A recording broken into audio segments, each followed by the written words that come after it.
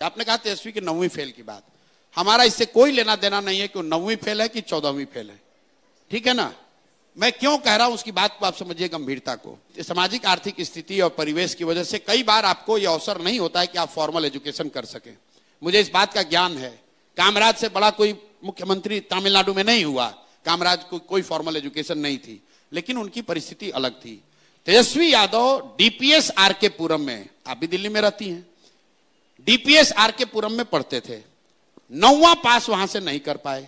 उनका दावा है कि हम क्रिकेट खेलने चले गए। अब क्रिकेट में कितना नाम कमाया वो तो बात छोड़ दीजिए। बाबूजी ने उनके कहा कि अरे भैया मेरा लड़का, हम तो सोचे थे क्रिकेट खेलने गया है, ये तो तौली लेकर पानी लेकर दौड़ रहा है।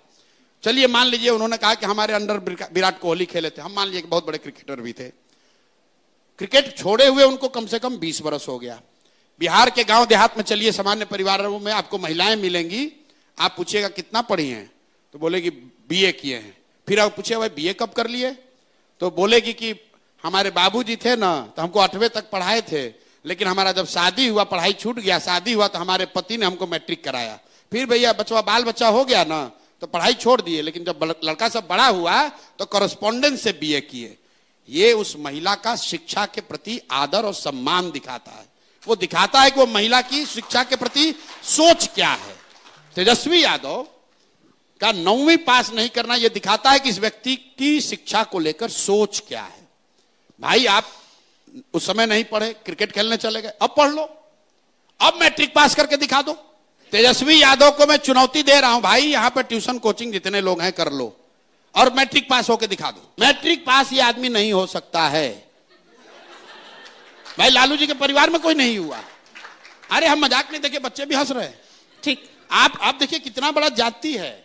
जिस समाज में लोगों को सिपाही बनने के लिए 5 वर्ष 6 वर्ष संघर्ष करना पड़ता है, क्लर्क बनने के लिए बच्चे यहां 10-10 साल पढ़ रहे हैं, वहां पर आप इसलिए बिहार के नेता बनिएगा क्योंकि आप किसी के लड़के हैं, भले आप 9वीं फेल हैं। और ये सवाल उठाया जा रहा है तो आप कह रहे हैं हम पर्सनल आक्षेप कर रहे हैं। हम पर्सनल आक्षेप नहीं कर रहे हैं।